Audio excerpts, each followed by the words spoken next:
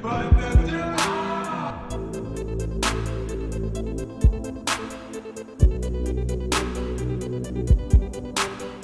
up, you guys? It is Punksnugglybear back for another adventure in Ducktales. We are going to be doing what I like to call the caverns, and possibly the snow level after this. You'll need a key to get in. It's in Transylvania. I like how this is one of the times where in the game it sends you back to a previous level to collect something to move forward on a future level. So really cool in design, really super easy key to get. If you know that it's just right up in here, this mirror, then you should be able to teleport out. The actual name of this level is the caverns instead of, not the caverns, these are African mines instead of the caverns. Man, really messed that up twice. I also like how you just sort of hollow phase through the lock instead of actually using the key to open it, and then doing a sweet double bounce to get the higher end crystals up on here. Always hit everything with your cane is what I've learned in this game. You never know what's going to come around the corner. So we had Huey, Louie, and Dewey in the comments from last time, so thank you for the shout out to remind me the 3 names. Really felt like a doofus for not remembering those. But now we will be just traversing the level, collecting as much greed as possible. You know, the American dream, you know, come in, raid a foreign country's resources for your own, and then dive into a giant pool of gold coins. Like, who doesn't want to live that? I know I do. So far, not a lot of enemies in this level, but it's definitely a very expansive and big level where you can get lost very easily. And then there's the small little frame jumps that you can make. Definitely a place to get very easily lost. Trying to see if I can find any more of those hidden areas that I remember having as a kid. And then we have to watch out for Aquaman, who makes an appearance not only in DC but in Disney. Fun fact, he was originally all green.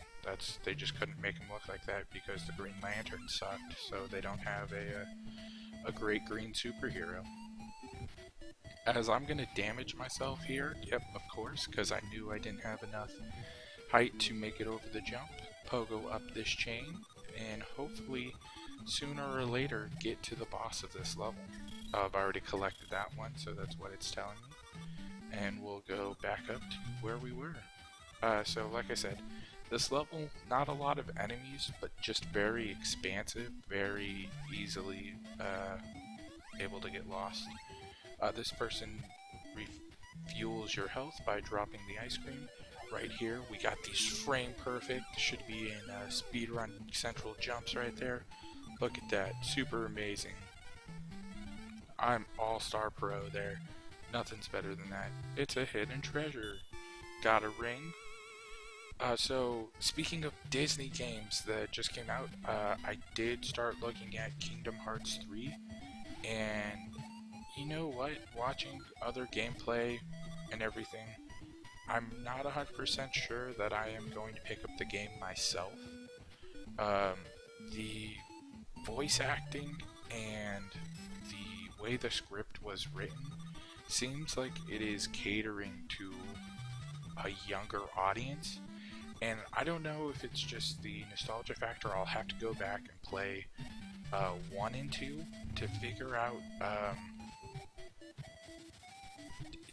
because the screenwriting, or not the screen, yeah, the writing and the acting in this one seems very so much over animated, like a kid's movie. And then we got this, do you know what this boss reminds me of? The Noid, which was like the Pizza Hut mascot that was made into a game. That's definitely what this guy reminds me of. But talking about the Kingdom Hearts 3, it just seems like a game that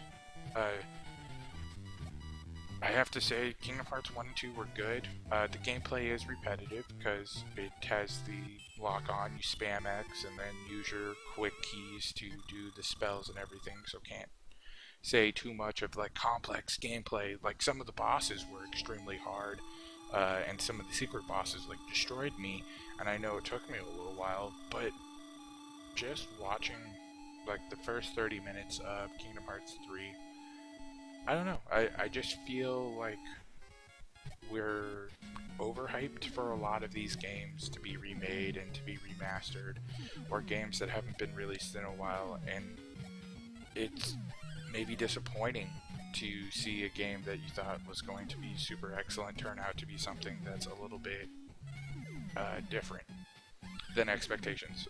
Overall, maybe when the game goes on sale, I'll get it. It'll be super cheap, and I'll be like, yeah, best decision ever. For right now, no way am I spending $60 on that. I'd rather play my old school video games like Ducktales for next to nothing rather than spend money on trying to buy one of the next gen games. Ooh, get a nice little pitfall death there. Haven't experienced one of those. As you see, we transitioned into the snow level. We got some snow bunnies, so for any of you who get that joke, glad you do. Get your mind out of the gutters, but of course Disney knew what it was doing beforehand. Kids won't get what snow bunnies are, but we do. Thank you, Disney. It's just like how the conspiracy that Lion King spelled out sex in the star clouds or whatever. Disney trying to corrupt and pervert the minds of young children forever. Never will allow them to get me, though. It's the brainwashing of America. Actually, it was I went to visit some friends in Southern California, and I found out that even the most expensive pass that one can buy does not give you full 365 access to the park. There is still days where your pass can be blacked out based on Disney's discretion and peak seasons. So it's just interesting to think that, holy crap, that you invest so much money into a theme park and not even be able to have those options to go like whenever you wanted to. I understand though that why they're doing it. You do have to limit the park. It definitely provides a different feel when there's less people in the park, when you know your numbers.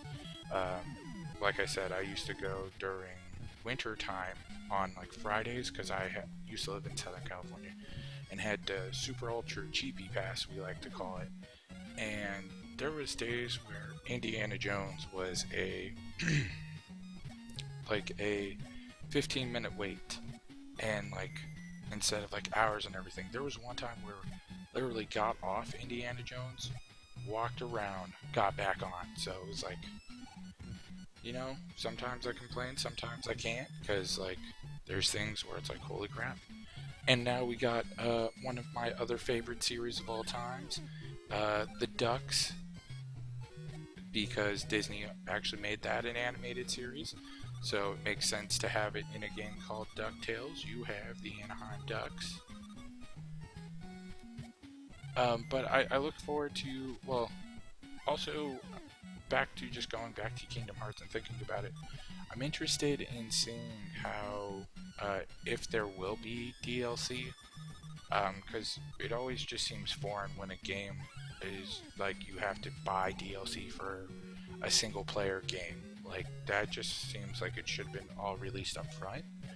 But we'll see how it pans out. It just came out, so we'll look forward to hopefully it being good. Hopefully I change my mind on it, pick it up, and then I become the ultimate sellout and be like, oh my god, best game ever.